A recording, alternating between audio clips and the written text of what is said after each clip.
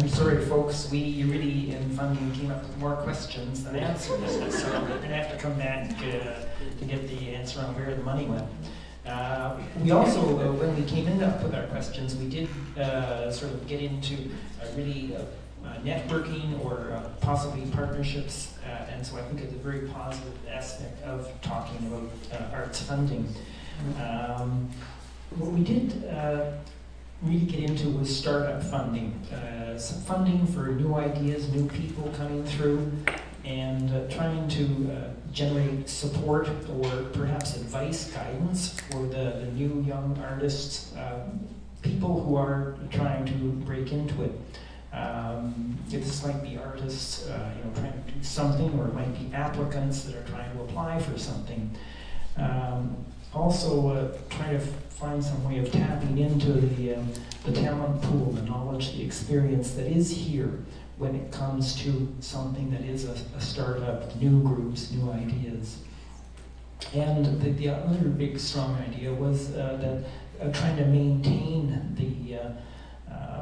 the role of professional artists. It's to stop the talent drain, the brain drain.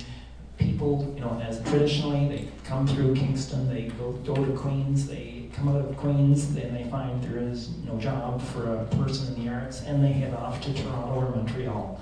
And we're still aware of that. That's the way it was, years and years ago, and we want to stop that because there's a lot of talent here, and if we manage to figure out arts funding, we can take action on that.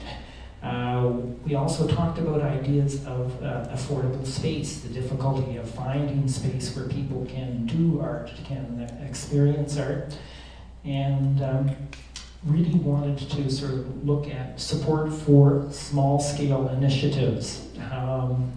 And certainly there was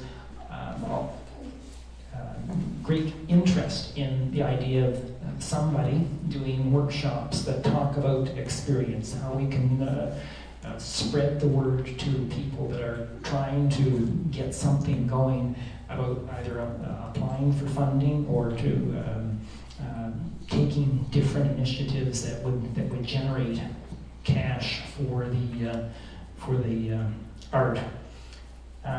Largely, a lot of it speaks of organizing. If you think this is a union movement, we need to organize, and maybe it's not a union, but we do need to organize. And another idea was job creation. There is are aspects of job creation out there, job creation in the arts. These are valid jobs, these are great ideas, but we need to harness that and to take action on getting, particularly for not so much, we do want entry level people to get in on startups, but without sort of an age restriction. We don't want to sort of cut off and say, at 30 you're done. We want to just, make this accessible to all people. And certainly, throughout our discussion, we were also thinking of accessibility of the arts to everyone involved. Great number of ideas that I sort of skipped over, but that's sort of a quick wrap-up. Great, thank you, Ted. Ted worked on the topic of arts funding.